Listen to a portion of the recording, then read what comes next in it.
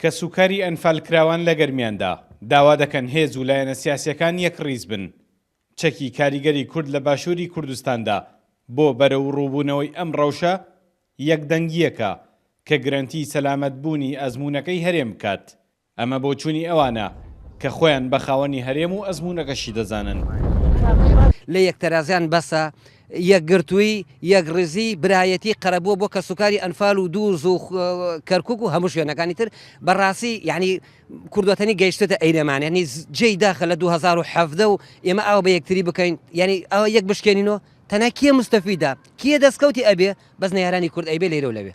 من لێرەوە داوا لە هەموو لایەنە سیاسیەکانەکەم بە توندیش داوایان لەکەم وەکو کە سوکاری ئەنفال کراوەکان پێویست ناکە کۆڕ کۆبوونەوە و دانیشن ئەبێ فەوریەن بڕیار بدەن بڕیاری یەکڕزی بدەن بگەڕێنیشەوە بۆ سەر گفتوگۆ هەموو شتەکانمان لەگەڵ عێراق و دەور و پشتا بە گفتوگۆ چارەسەرەکرێت ئەمە با تەواو گویان بێ ئەگەر وانە بن دوجا تووشی هەڕەشەی جەماوەری و کە سوکاری شەهید و ئەنفال و خەڵگە بنەوە.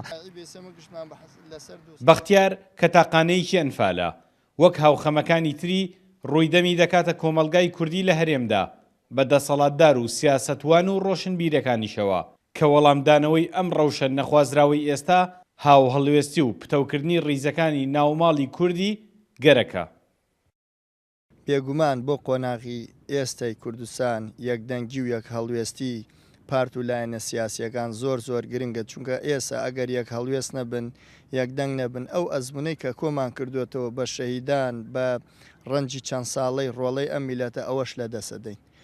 بێگومان یەکدەنگی و یەک هەڵوێستی هێندەی لە هەموو شت گرنگترە. کە سوکاری ئەنفالکراوان مارانگەستەی بار و ڕەوشێکن کە بەهۆی کوردبوونیانەوە قوربانیان بۆ داوە. هەناسەی قوڵی ئێستایان بۆ ئەوەیە ئەو ئەزمونە نەبیننەوە.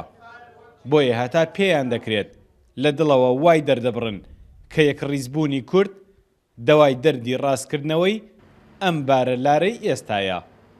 سامان کەریم کورد سات نیوز کفری.